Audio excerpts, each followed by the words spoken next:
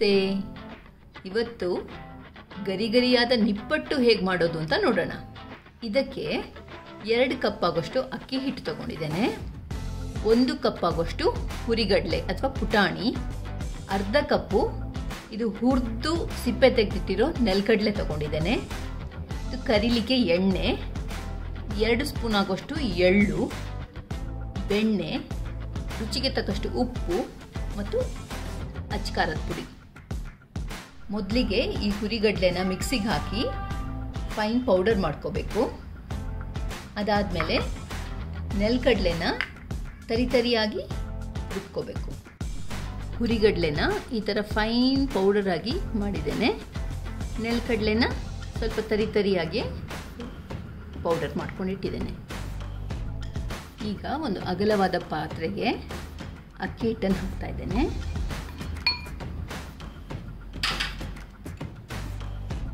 ಅದಾದಮೇಲೆ ಹುರಿಗಡಲೆ ಪುಡಿ,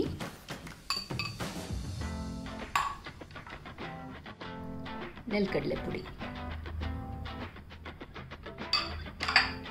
ಒಮ್ಮೆ ಇದೆಲ್ಲ ಚೆನ್ನಾಗಿ ಮಿಕ್ಸ್ ಮಾಡೋಣ.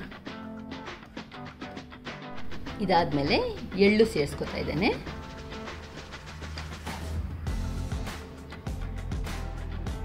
ಅದಾದಮೇಲೆ ಅಚ್ಕಾರದ ಪುಡಿ ಮತ್ತು ಉಪ್ಪು.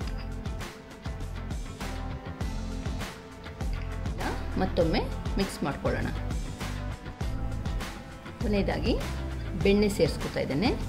ಬೆಣ್ಣೆ ಬದಲು ಸ್ವಲ್ಪ ಬಿಸಿ ಎಣ್ಣೆನೂ ಹಾಕೋಬೋದು. ಈಗ ಇದನ್ನು ಕೈಯಲ್ಲೇ ಚೆನ್ನಾಗಿ ಮಿಕ್ಸ್ ಮಾಡ್ಕೋಬೇಕು.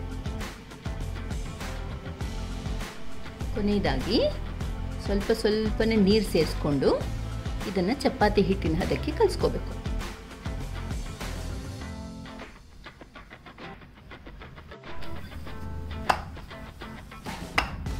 ಈಗ ಹಿಟ್ಟು ರೆಡಿಯಾಗಿದೆ. ಈಗ ನಾನೊಂದು ಪ್ಲಾಸ್ಟಿಕ್ ಶೀಟನ್ನು ತಗೊಂಡಿದ್ದೇನೆ. ಇದಕ್ಕೊಂದು ಸ್ವಲ್ಪ ಎಣ್ಣೆ ಹಾಕೋತಾ ಇದ್ದೇನೆ.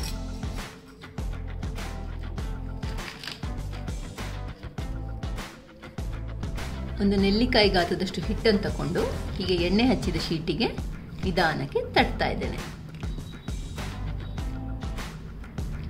ಇಲ್ಲಾಂದರೆ ರೌಂಡ್ ಶೇಪ್ ಕರೆಕ್ಟಾಗಿ ಬೇಕು ಅಂತಾದರೆ ಈ ಥರ ಯಾವುದಾದ್ರೂ ಒಂದು ಮುಚ್ಚಳ ತಗೊಂಡು ಹೀಗೆ ಒತ್ತಿ ಹಿಡಿದು ಉಳಿದದನ್ನೆಲ್ಲ ಈ ಥರ ತೆಗೆದು ಬಿಡಬೇಕು. ಆಗ ಎಲ್ಲ ನಿಪ್ಪಟ್ಟು ಒಂದೇ ಸೈಜಲ್ಲಿ ಬರುತ್ತೆ. ಆಮೇಲೆ ನಿಧಾನಕ್ಕೆ ಈ ಥರ ನಿಪ್ಪಟ್ಟನ್ನು ತೆಗೆದು ಒಂದು ಪ್ಲೇಟಲ್ಲಿ ಜೋಡಿಸ್ಕೋಬೇಕು.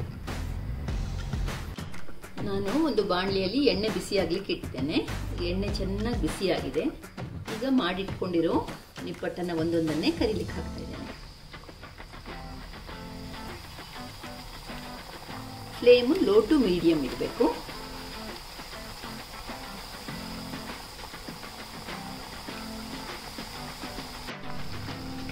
ಒಂದೆರಡು ನಿಮಿಷ ಆದಮೇಲೆ ಈ ಥರ ಎಲ್ಲ ನಿಪ್ಪಟ್ಟನ್ನು ಮಗ್ಚಿ ಹಾಕಬೇಕು.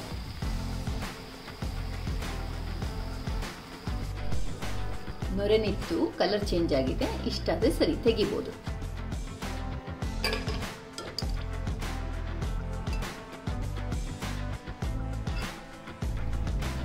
ಗರಿಗರಿಯಾದ ರುಚಿಯಾದ ನಿಪ್ಪಟ್ಟು ರೆಡಿ.